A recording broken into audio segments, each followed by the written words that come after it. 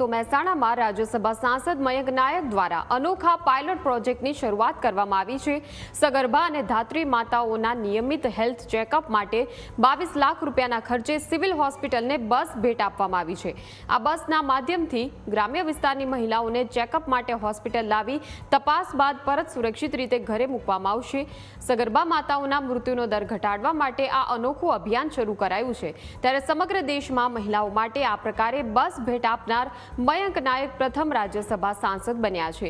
મહેસાણાના ધારાસભ્ય Mukesh Patel, IMA national president doctor Anil Naik અને સ્ટેટ પ્રેસિડેન્ટ ડોક્ટર અનિલ પટેલની ઉપસ્થિતિમાં બસને લીલી ઝંડી આપી પ્રસ્થાન કરાવાયું।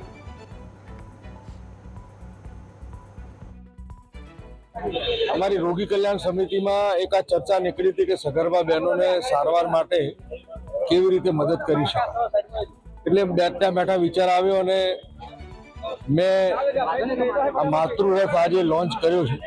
માતૃરથના માધ્યમથી ગામડામાં જે બહેનો છે, સગર્ભા બહેનોની માહિતી આંગણવાડી અને જિલ્લાના ટીમ દ્વારા મેળવી એ બધી જ બહેનોને વારાફરતી અહીંયા તપાસ માટે લાવી એમના આરોગ્યની તપાસ થાય, જેથી કરીને દેશની અંદર, રાજ્યની અંદર અને આપણા જિલ્લાની અંદર સ્વસ્થ માતા રહે અને સ્વસ્થ બાળકનો જન્મ આપે એ પ્રકારના કન્સેપ્ટ સાથે આજના માતૃરથનું અમે લોન્ચિંગ કર્યું છે।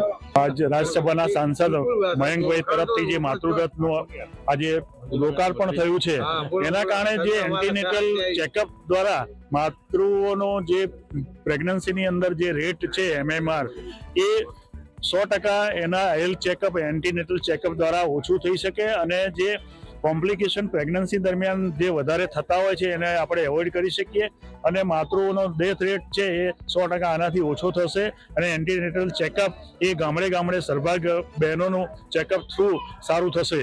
આપણા રાજ્યસભાના સાંસદ શ્રી મયંકભાઈની ગ્રાન્ટમાંથી માતૃરથનું આયોજન કરવામાં છે, જે સગર્ભા મહિલાઓને ગામડે ગામડે જઈ અને એમનું health checkup, antenatal health checkup માટે સિવિલ હોસ્પિટલમાં અથવા અન્ય હોસ્પિટલમાં લઈ જવામાં આવશે અને આના કારણે જે MMR મટરનલ મોર્ટાલિટી રેટ એ પહેલા બહુ વધારે હતો આઝાદીના સમયે, આજે 1 લાખે 88 મહિલાઓના મૃત્યુ થાય છે સગર્ભા મહિલાઓ, એટલે ઘણો નીચો આવે છે, પણ એનાથી પણ નીચો આપણે લઈ શકીએ તો પ્રેગ્નન્સી દરમિયાન આ બધા એન્ટીનેટલ ચેકઅપમાં બધું ચેક થઈ જાય તો આપણે માતાઓનો અને બાળકોનો જીવ બચાવી શકીએ।